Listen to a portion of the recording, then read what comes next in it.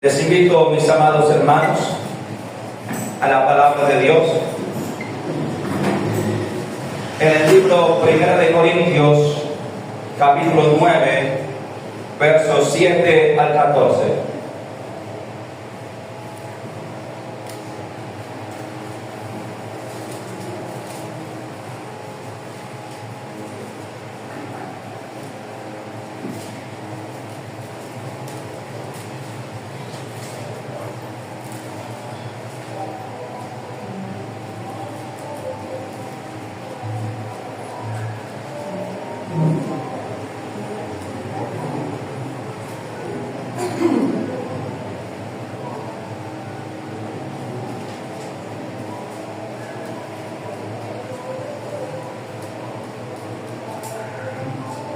Primero de Corintios capítulo 9, versos 7 al 14. Cuando estemos en la cita, contestamos con un fuerte amén.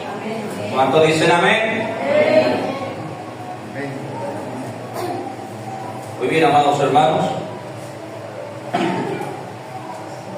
Vamos a leer la palabra de Dios con toda reverencia en el nombre de Dios el Padre, de Jesucristo el Hijo, con la guianza del Espíritu Santo. La iglesia responde: amén. Amén, gloria a Dios. Dice así en el nombre de Cristo Jesús. Verso 7. ¿Quién fue jamás soldado a sus propias expensas? ¿Quién planta viña y no come de su fruto? ¿O quién apacienta el rebaño y no toma de la leche del rebaño? ¿Digo esto solo como hombre? ¿No dice esto también la ley? Verso 9. Porque en la ley de Moisés está escrito: no pondrás bozal al buey que trilla. ¿Tiene Dios cuidado de los bueyes o lo dice enteramente por nosotros? Pues por nosotros escribió, porque con esperanza debe arar el que ara y el que trilla con esperanza de recibir el fruto. Si nosotros sembramos entre vosotros lo espiritual, ¿es gran cosa si segaremos de vosotros lo material? Si otros participan de este derecho sobre vosotros, ¿cuánto más nosotros? Pero no hemos usado de este derecho, sino que lo soportamos todo por no poner ningún obstáculo al Evangelio de Cristo. ¿No sabéis que los que trabajan en las cosas sagradas comen del templo y que los que sirven del altar participan?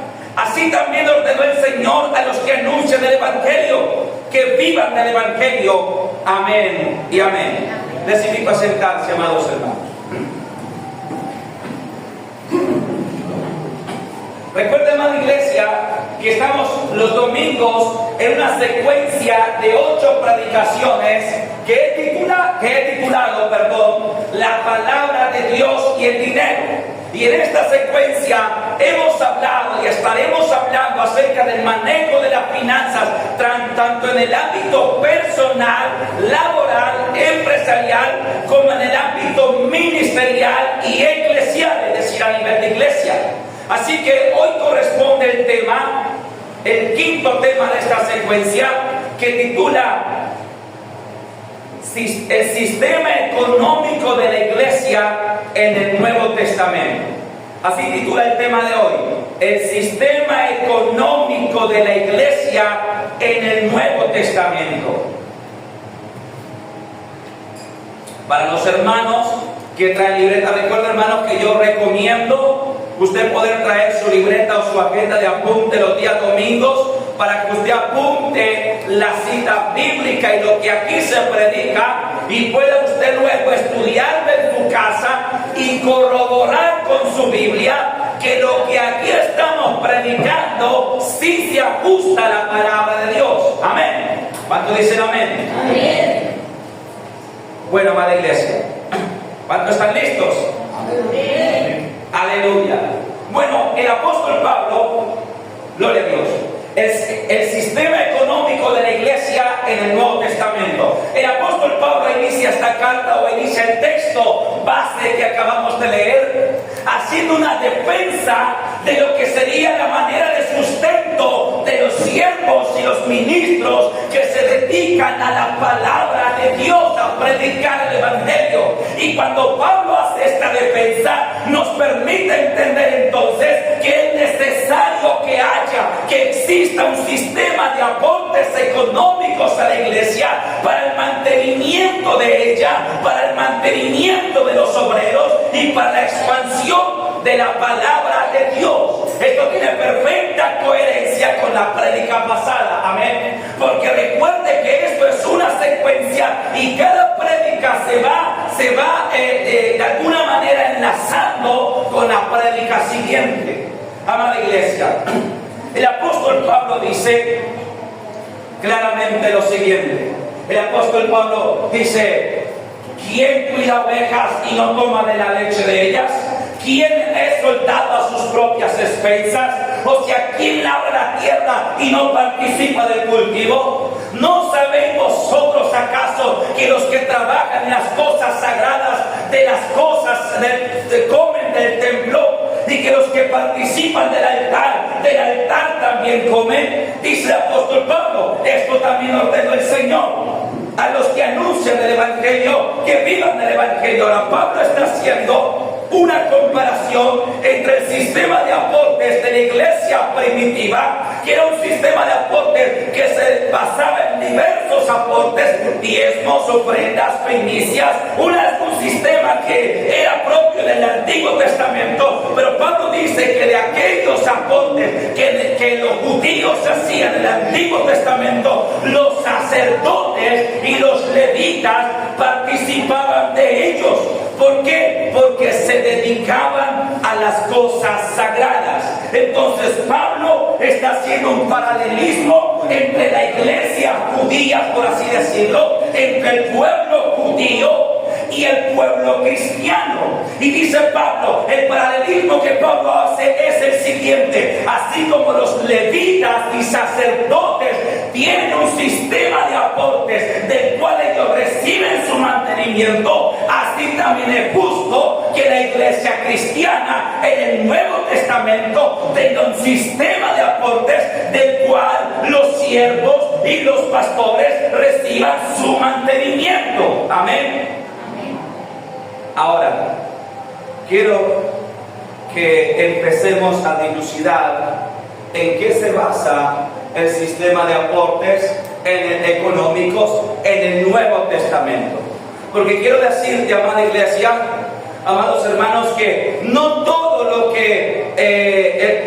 el sistema de aportes que existía en el Antiguo Testamento pasó al Nuevo. En realidad solamente vamos a ver dos aportes económicos presentes al estudiar el Nuevo Testamento. ¿Por qué? Porque en el Antiguo Testamento existía el diezmo, existía la ofrenda de paz, existía las primicias, existía el diezmo por la primogenitura, existía las cosechas. Es decir, había un sistema de aporte grande, robusto. Pero en el Nuevo Testamento vamos a ver que el Señor Jesucristo en su palabra habla de dos tipos de aportes. Vamos a ir a San Mateo, capítulo 23, verso 23.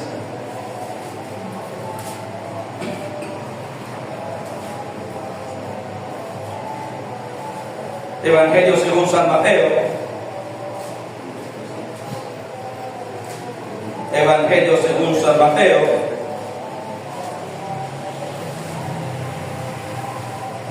Capítulo 23, verso 23.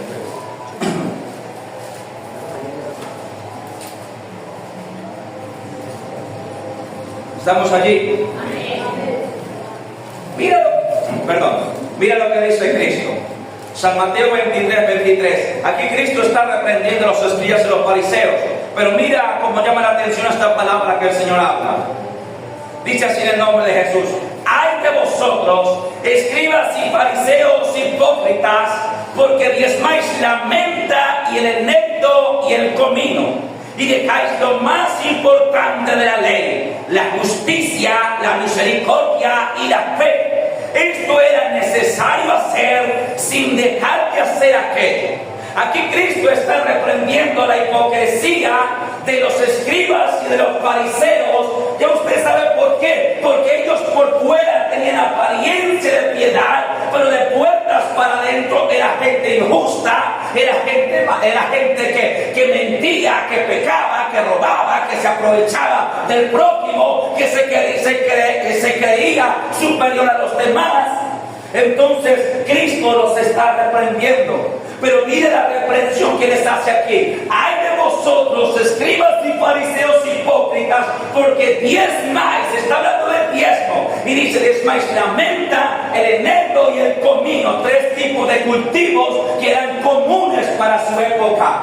Pero dejáis lo más importante de la ley: la justicia, la misericordia y la fe. O sea, Cristo los reprende no porque diezmen, sino porque dejan de lado lo que más importa, que es ser justos, misericordiosos y tener fe.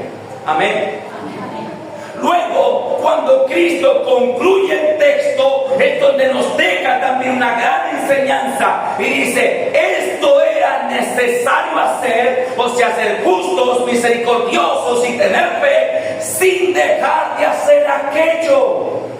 Y cuando dice sin dejar de hacer aquello, ¿a qué se refiere? Sin dejar de diezmar. O sea, Cristo comprueba el diezmo como un sistema de aportes para el Nuevo Testamento.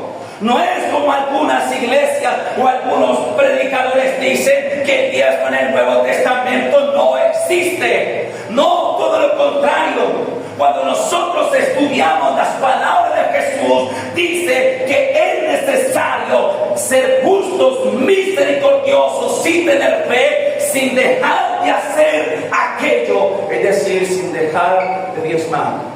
De esta manera entendemos que Cristo no abolió el diezmo en el Nuevo Testamento, sino que lo confirmó. Amén. Desde luego, entendiendo que el diezmo no produce ni salvación ni perdición, sino que es un acto de obediencia hacia Dios. Amén. Yo se lo prediqué a usted hace 8 días cuando prediqué sobre la ley del diezmo, que yo te dije, no es que porque usted no diezme se va a condenar, eso no es así.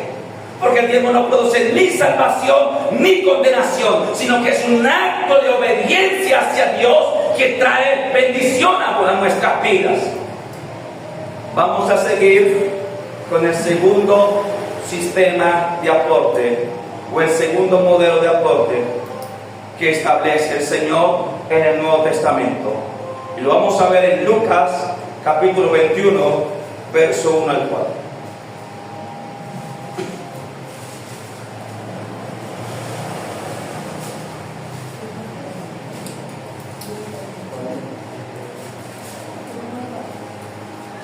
Lucas capítulo 21, verso 1 al 4. ¿Estamos allí, amada iglesia? Amén. Dice así en el nombre de Cristo Jesús. Titula en mi Biblia la ofrenda de la viuda. Dice así en el nombre de Jesús. Levantando los ojos, vio a los ricos que echaban sus ofrendas en el arca de las ofrendas. Vio también a una viuda muy pobre que echaba allí 2 blancas, es decir, 2 monedas de su época. Y dijo, en verdad os digo que esta viuda pobre echó más que todos, porque todos aquellos echaron para las ofrendas de Dios de lo que les sobra, mas esta de su pobreza echó todo el sustento que tenía. Amén y amén. Y aquí vemos que Cristo está hablando en esta ocasión de las ofrendas. Y dice la Escritura que estaba el Señor frente, quizás a cierta distancia, frente al arca de las ofrendas, donde el pueblo depositaba la ofrenda. Ahora, ¿qué es la ofrenda? Es un aporte voluntario que nace de su corazón y que no tiene un valor específico. O sea, el diezmo sí tiene un valor específico, el 10% de nuestra ganancia o de nuestro trabajo, pero la ofrenda no, porque la ofrenda es algo que nace voluntariamente. Amén. Y entonces dice la Escritura que el Señor está frente al arca de las ofrendas y veía algunos ricos que seguramente sacaban mucho y echaban abundancia, echaban mucho en el arca de las ofrendas. Pero luego había una mujer pobre humilde. Y esta mujer llevaba entre sus manos 2 blancas, que entendemos son 2 unidades monetarias de la época. Y esta mujer depositó las 2 blancas en el arca de las ofrendas. Luego Jesús, para enseñar a sus discípulos, les dijo: de cierto os digo que esta viuda pobre ha dado más que todos los demás. Y ellos se habrán sorprendido: Maestro, ¿pero qué dices? Si los otros hombres han echado fajos de billetes, o han echado costalitos de monedas de plata o de oro, ¿cómo así que esta mujer, de toda su pobreza, ha dado más que los otros? Y Cristo Jesús aquí da a entender que no se estaba refiriendo a la cantidad, sino a la condición del corazón. Amén. Dice: sí, ella ha dado más, porque los ricos que han depositado mucho han dado para las ofrendas de Dios de lo que les sobra. Pero esta mujer, de toda su pobreza, ha dado para las ofrendas de Dios todo el sustento que tenía. Esta mujer ha ofrendado con su corazón. Esta mujer no ha atesorado para ella, sino que ha atesorado para el reino de Dios. Esta mujer ha tomado todo lo que tenía en el bolsillo, todo el sustento que tenía para esta semana, lo ha tomado y lo ha entregado como una forma de decirle a Dios: Dios, cuánto te amo. Porque yo te recuerdo que yo les predicaba hace 8 días que el amor, más que palabras, se demuestra con hechos. Y esto en todo: para con Dios, para con su esposa, para con sus hijos. Si usted le dijera a sus hijos: hijos, cuánto los amo, pero nunca tiene tiempo para estar con ellos, ¿dónde está el amor? Si usted le dice a su esposa: mujer, yo te amo, pero nunca hay un detalle, unas flores, unas palabras bonitas, entonces ¿dónde están los hechos que demuestran el amor? Entonces esta viuda pobre, con sus hechos, demostró que amaba a Dios con todo su corazón y que creía en Él, que aún ella entregando su sustento, Dios no la iba a desamparar. Amén. Y yo creo por la fe que Dios no la desamparó. Yo creo por la fe que aunque ella hizo ese acto de amor, entregando su sustento, no padeció hambre. Porque la Biblia dice: joven fui y he envejecido, y no he visto justo desamparado, ni su descendencia con necesidad de pan. Amén. Mira, hermanos, yo te voy a contar un testimonio que es real. Porque yo no soy aquí ni para inventar ni para sorprender. Soy aquí para predicar la palabra de Dios. Hay un hombre en Villanueva Casanare, en este ministerio por la obra de Villanueva Casanare, que él me ha contado el siguiente testimonio. Me dijo: pastor, cuando yo estaba empezando a buscar de Dios, yo me quedé sin trabajo, había estado enfermo por un tiempo y tenía a mi hijo pequeño recién nacido. Y mi hija mayorcita pues estaba volantoncita. El asunto es que estábamos en medio de unas necesidades tan grandes, donde apenas se tenía para comer, y ahí llegué yo a los pies de Cristo. Ahí llegué yo a la iglesia, y Dios me aparejaba apenas lo necesario para comer y pagar las facturas. Pero un día me pasó algo, y es que llevaba ya como unos 8 días sin poder trabajar, porque él no tenía empleo estable, sino que le salían trabajitos: venga, pínteme esta casa, venga, arreglen esta puerta, venga, láveme este tanque. Le salían así, porque estaba sin empleo. Me dijo, y me salió un trabajito donde me gané, creo que fue 30,000 pesos, 20,000 o 30,000 pesos, un valor así pequeño. Y entonces me dice, y yo hice el trabajo, y ese día cuando terminé de pagar de inmediato, en la tarde había culto, en la noche, creo que fue un martes, y yo estaba ahí en el culto, y estaba alabando a Dios, y estaba en la primera parte del culto, cuando yo siento en mi corazón: da todo lo que tienes. Y entonces yo dije, no, yo creo que esto es idea mía, esto fuera diablo. El hermano habla, no, pastor, yo reprendí como así. Y dice que él siguió cantando, y el siguiente coro, y él siguió cantando cuando de repente le viene nuevamente a la memoria la viuda pobre, este pasaje que les acabo de leer, que dio todo. Y él dice, pero ¿cómo va a ser posible? Y sacaron los coros, y después de los coros que viene el recaudo de los diezmos y las ofrendas. Y este hombre estaba ahí con esa lucha porque él sentía en su corazón, entregue todo lo que tiene, de todo lo que tiene. Y él estaba en esa lucha y dice él que no pudo aguantar porque su corazón se le estaba apachurrando por el sentir que Dios le daba. Usted sabe, lo que tiene el Espíritu Santo sabe que Dios da un sentir. Amén. Amén. Ahora, no fue que un pastor vino y le dijo de todo. Ojo aquí, nadie se engañe. Porque hay pastores que engañan a la gente, que le dicen, Dios me ha revelado que venda su casa y la traiga. No. Dios me ha revelado que venda su carro y traiga la plata. No. Amén. Era él, y Dios. Él y Dios. Nadie le dijo, nadie se acercó a él a decir, oye hermanito, ¿usted por qué no da todo lo que recibió hoy del Padre? Amén.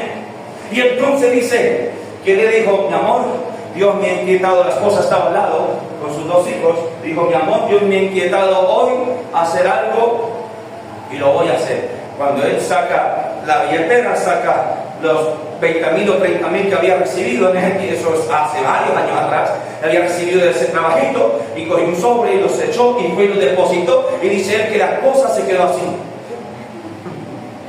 mirándolo. Usted sabe, hermano, la mujer siempre se preocupa por el sustento.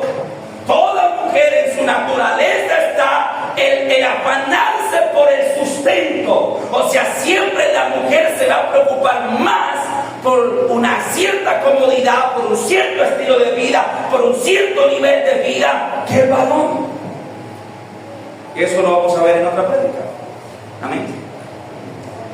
Y no digo que esté mal, es que es solamente la naturaleza. Entonces, dice él que la mujer se quedó viéndolo así. Y que él fue y entregó el diezmo, la ofrenda, perdón, lo que dio. Y luego vino y se sentó. Y la esposa estaba como seria, se puso seria la señora. Y mira, cuando se acaba el culto, él había terminado, se había quedado sin empleo hacía como un mes. Y él tuvo el sentir de ir al cajero, llevar la tarjeta de la empresa que él trabajaba, donde le pagaban. Él sabía que ya había cobrado el sueldo y la liquidación, que ya lo habían consignado hace un mes largo y ya se lo había gastado. Pero algo lo inquietó, vaya al cajero y meta la tarjeta. Y entonces él le dijo, mi amor, Dios, terminado el culto, le dijo, mi amor, acompáñame, vamos a ir a tal lugar que hay un cajero. Usted sabe esos cajeros que a veces hay dentro de los Gruber, dentro de así locales comerciales. Y él se fue y metió la tarjeta y me dijo, pastor, había, creo que era 1.500.000 o 1.800.000 en mi cuenta. Dijo, yo saqué, yo pagué el arriendo, pagué la tienda, con hice mercado, Dios me multiplicó. Y estoy hablando de un testimonio real, de un hermano real que sirve hoy en la iglesia en Villanueva Casanare. Dale gloria a Dios.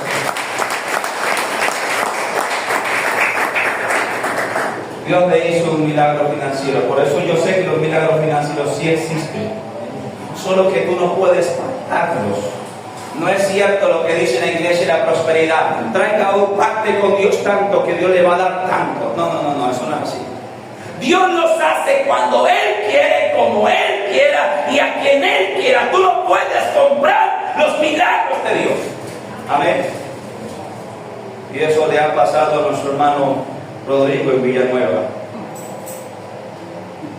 hace varios años atrás. Entonces, por eso creo, por la fe, que la viuda pobre no aguantó hambre. Amén. Yo creo que después de que ella hizo ese acto de amor, dando como ofrenda todo lo que tenía, Dios la bendijo de alguna manera y de forma extraordinaria. Amén. Para Dios no es difícil hacerlo. Aquí hay testimonios de hermanas que han visto ese tipo de milagros. Aquí hay testimonios de personas que han recibido ese tipo de milagros financieros. Amén. Aleluya. Entonces, amada iglesia,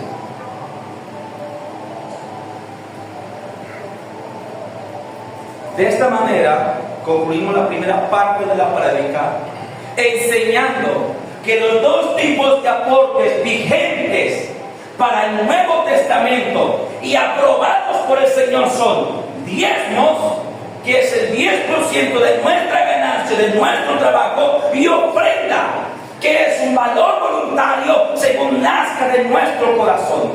Todo lo demás, primicias, ofrenda por primogenitura y todo eso fue del Antiguo Testamento y allá se quedó. Amén. Porque hay iglesias que hacen que la fiesta de la cosecha, el día de hoy, que la fiesta de la cosecha, que la fiesta de Pentecostés, que ofrenda por aquí, que primicia. No, solamente son esos dos aportes que están en el Nuevo Testamento. Amén. Aleluya. Ahora, ponga un subtítulo en su agenda que diga: dos sistemas económicos en el Nuevo Testamento. Dos sistemas económicos en el Nuevo Testamento. ¿Y por qué este subtítulo? Porque sucede que la iglesia primitiva en Jerusalén estableció un modelo de aportes, o de sistema económico para la iglesia. Y la iglesia primitiva, gentil, bajo el liderazgo de Pablo, estableció otro modelo diferente. Es decir, los 12 apóstoles del Señor Jesucristo en Jerusalén establecieron un modelo económico para la iglesia, y el apóstol Pablo y la iglesia gentil estableció otro. Amén. Vamos a estudiar. Escriba: modelo económico en Jerusalén. Modelo económico en Jerusalén. Hechos capítulo 4, versos 32 al 35.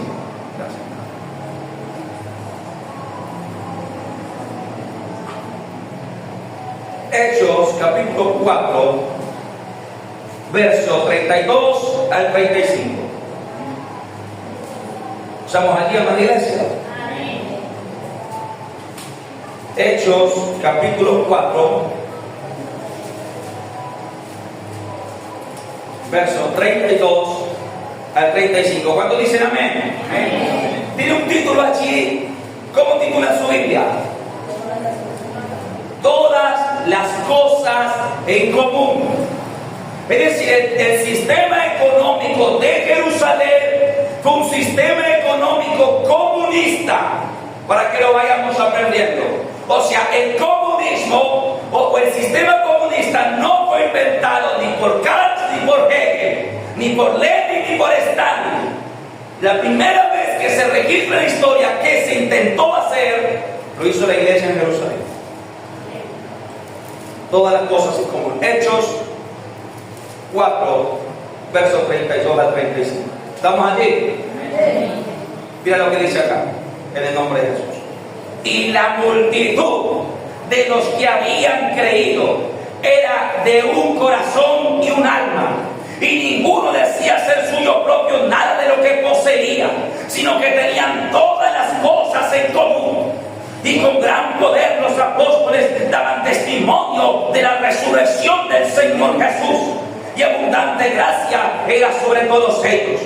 Así que no había entre ellos ningún necesitado, porque todos los que poseían heredades o casas las vendían y traían el precio de lo vendido y lo ponían a los pies de los apóstoles, y se repartía a cada uno según su necesidad.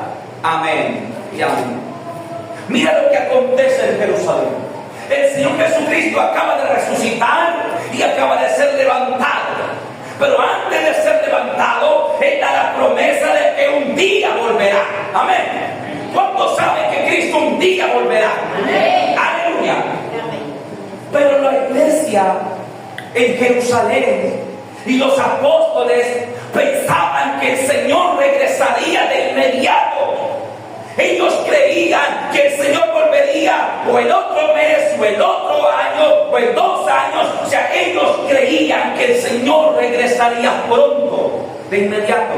Amén. Entonces, como ellos estaban en ese primer amor de la fe, que todos nosotros hemos experimentado una vez. ¿Qué es el primer amor? Aleluya. ¿Qué es el primer amor? Es cuando tú amas estar en la iglesia. Es cuando tú disfrutas estar en la iglesia. Es cuando a ti el lunes que no hay culto se te hace largo. Eso es el primer amor.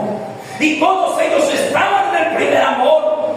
Número 1. Número 2. Creían que el Señor regresaría de inmediato. Y número 3. Estaban siendo perseguidos por su fe. Oprimidos por su fe. Entonces ellos toman una decisión.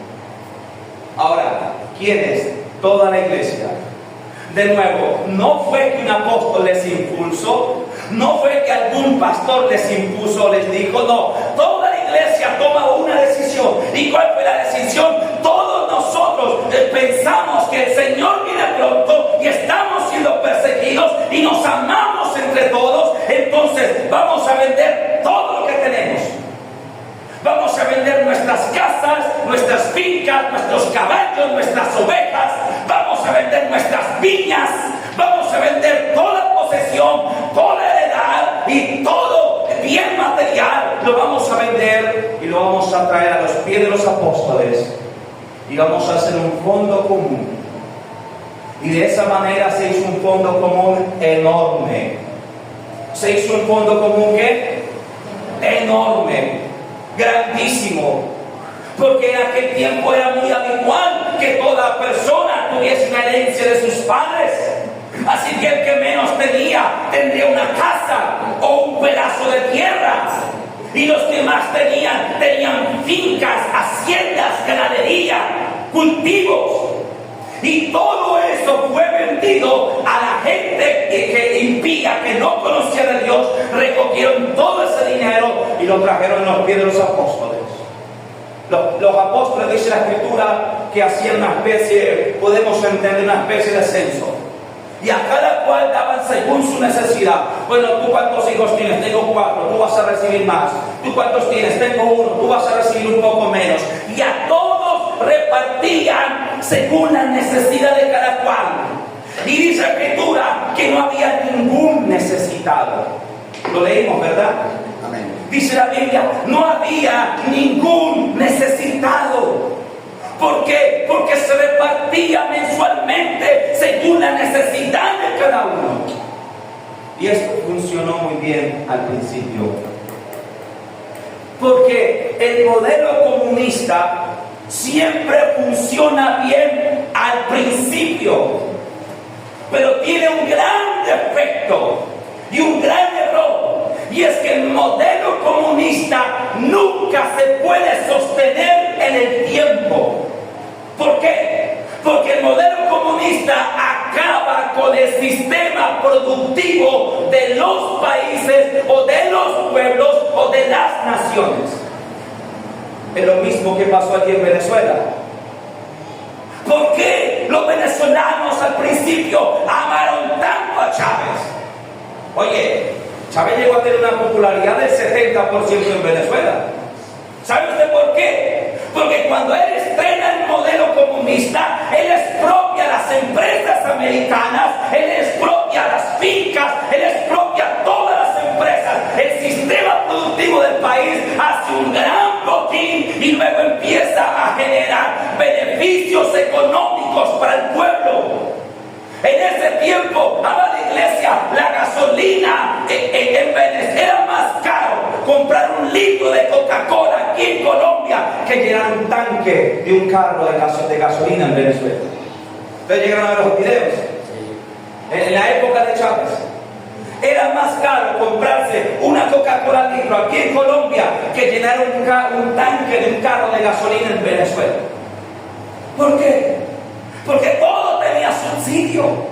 ¿Y con qué se subsidiaba? Con el dinero. Los los miles de millones que se les expropió a los empresarios, a las empresas extranjeras. Entonces, y por los peajes, y de repente ya no había peajes, de repente se podía mover por el país sin pagar peaje, y la gasolina era baratísima porque tenía subsidio, y la comida era baratísima, y todo era baratísimo porque tenía subsidio. Las universidades privadas, los colegios los expropió, y ahora todo el mundo puede ir a la universidad.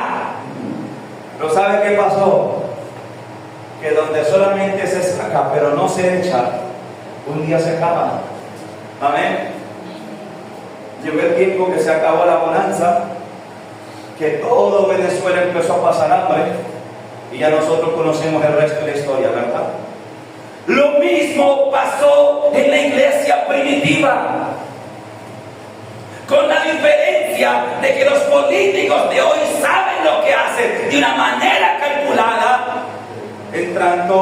En cambio, la iglesia primitiva en Jerusalén lo hizo por inocencia.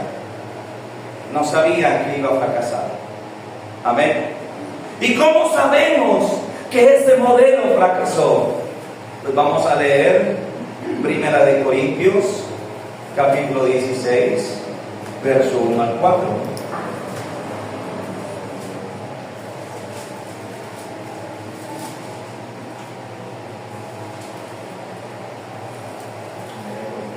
Primera de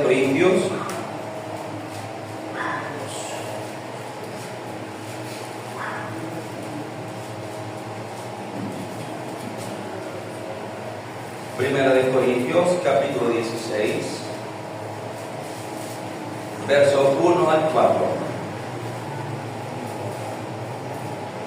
¿Estamos en la cita, va, iglesia? Mira lo que dice acá.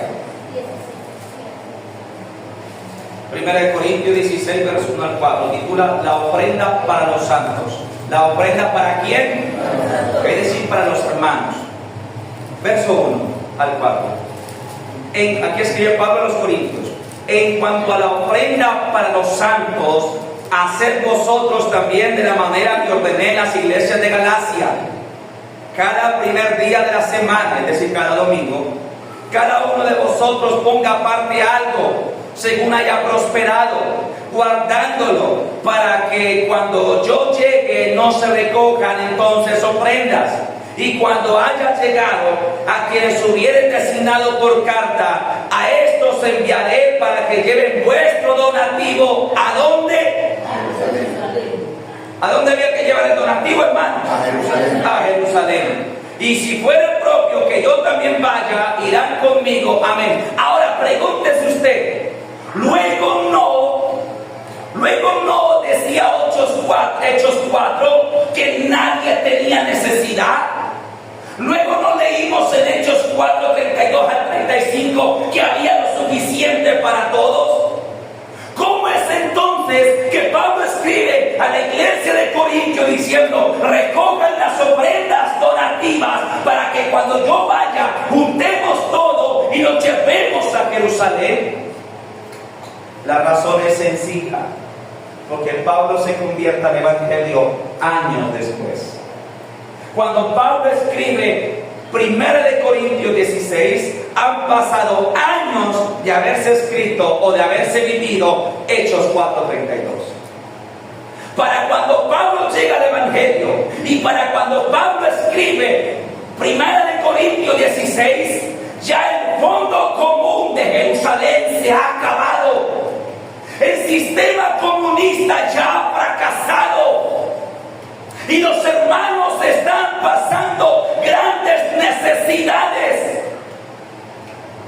Y vamos a corroborarlo con 2 Corintios, capítulo 8, versos 13 al 14.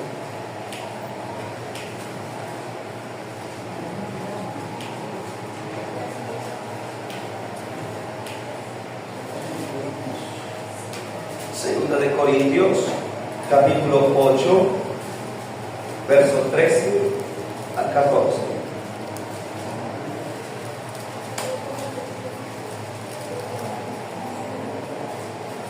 Hoy es un día de estudio bíblico. ¿Cuánto dicen amén? Amén. Porque hoy vamos a aprender más de la Escritura. ¿Cuánto dicen amén? Amén. Para que nadie nos engañe, hermanos. Ahora, quiero hacer un paréntesis aquí. Hay pastores torcidos que usan el texto de Hechos 4:32 para persuadir a la gente que les dé sus bienes. Yo conozco, yo he oído, no conozco en persona, pero sí he oído de personas que han llegado a la iglesia de otros ministerios, que me han contado que han vivido cosas, como lo dijéramos, decepcionantes en la fe. Yo he hablado con personas que me han contado que en otras iglesias donde ellos pertenecieron usaban textos como Hechos 4:32 para persuadirlos a vender sus cosas y traerlas a la iglesia. Pero hoy usted está aprendiendo la verdad de la Biblia. ¿Cuánto dicen amén? Y si algún día algún hermanito de algún lugar, de alguna iglesia o algún pastor se acerca a usted y decirle: hermano, Dios me ha mostrado que venda su casa o que venda su carro y que me dé la plata. Porque mire, aquí está escrito, hermano, Hechos 4:32. Entonces usted tendrá argumentos para decirle: pastor, que el Señor te reprenda, porque ese sistema falló, ese modelo falló. Amén. Y lo confirmamos 2 de Corintios capítulo 8, versos 13 al 14. Ahora, quiero que devuelva un poquito la página y me diga qué título tiene ese capítulo 8. La ofrenda para los santos. O sea, en la segunda carta que Pablo escribe a los Corintios, meses después, les recuerda lo mismo, porque él ya está próximo a llegar y necesita que ese donativo esté listo para llevarlo. Amén.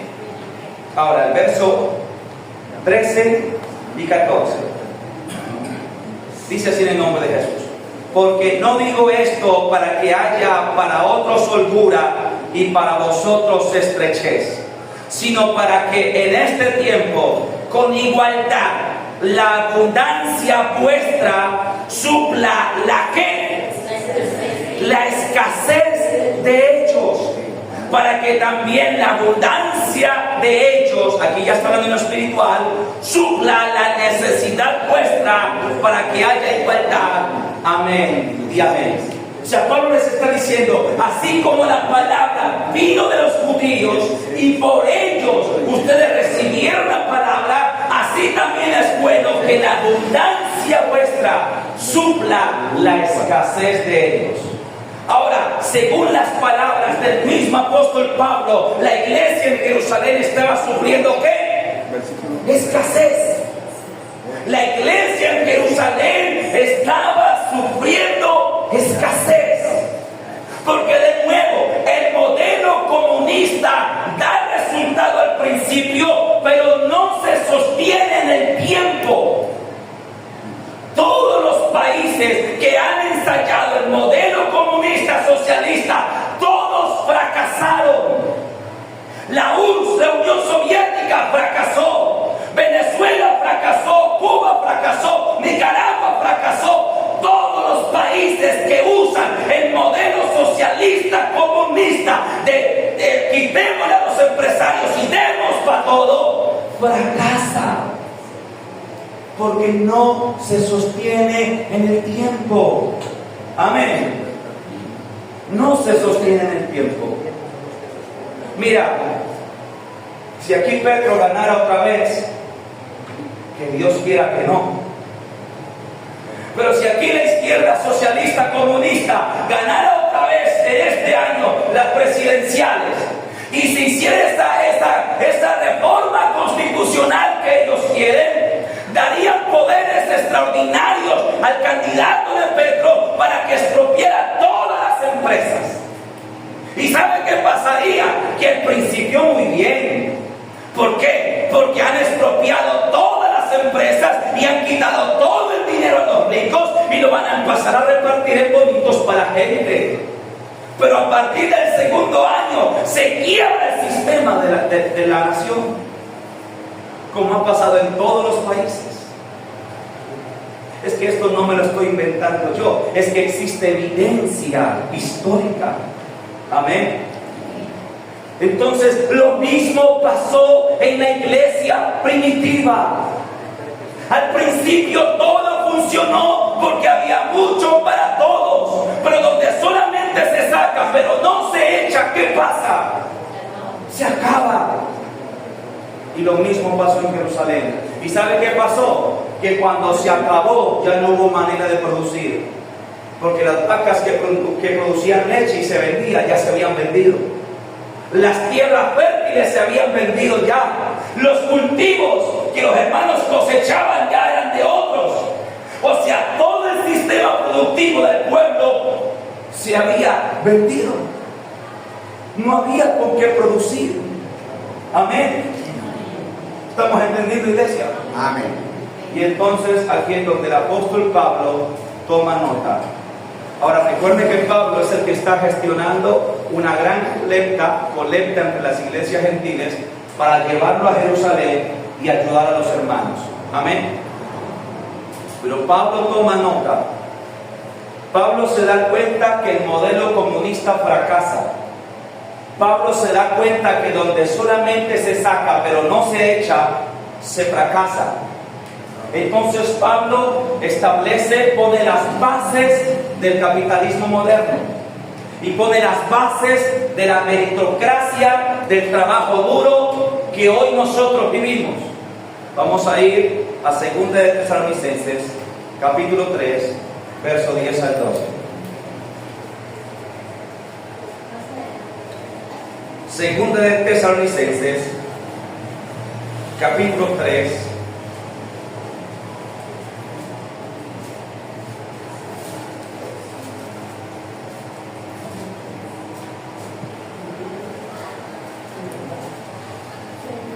Segunda de Tesalonicenses, capítulo 3, verso 10 al 12.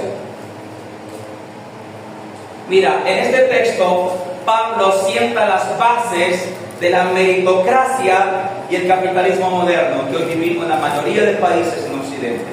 Porque mira lo que escribe Pablo. Segunda de Tesalonicenses 3, 10 al 12. ¿Estamos ahí? ¿Qué es lo que dice?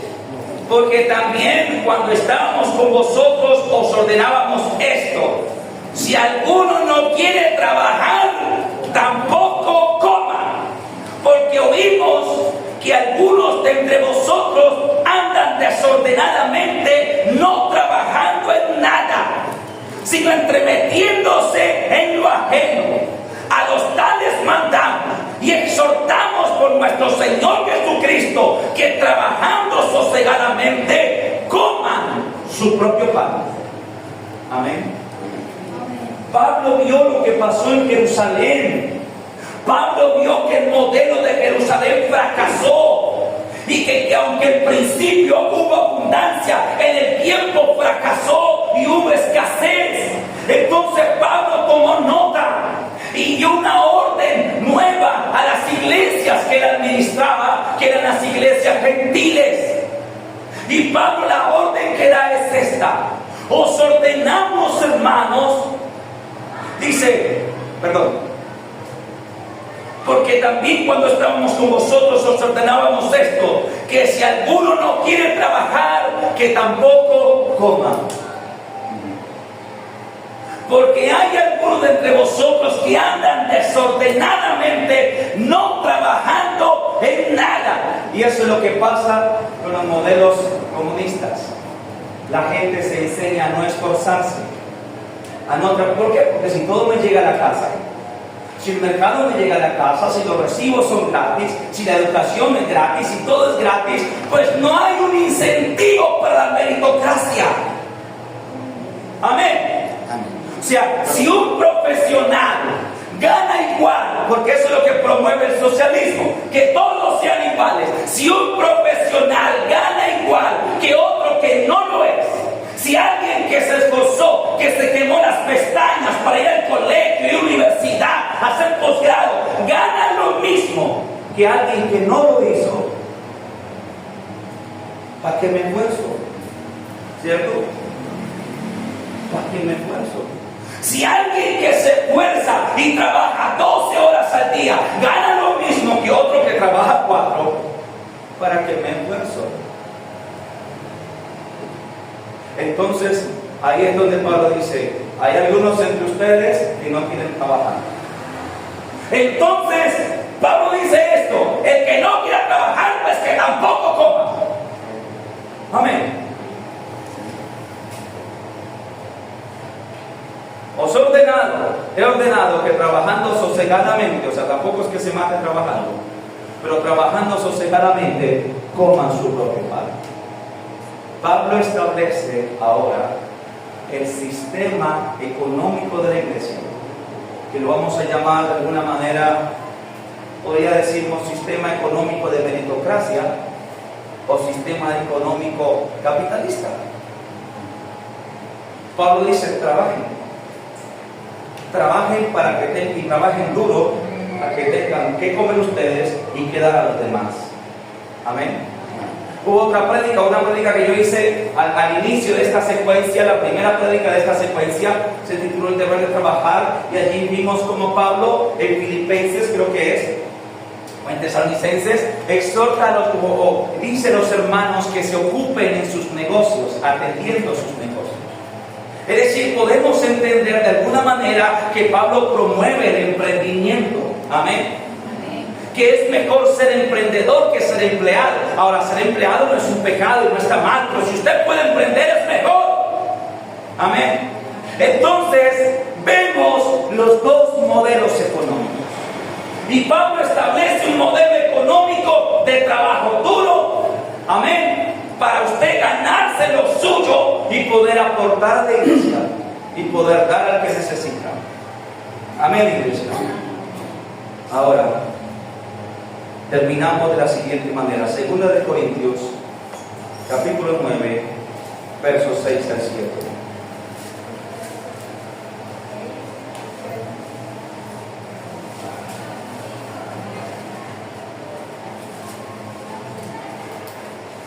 Segunda de Corintios, capítulo 9, versos 6 al 7.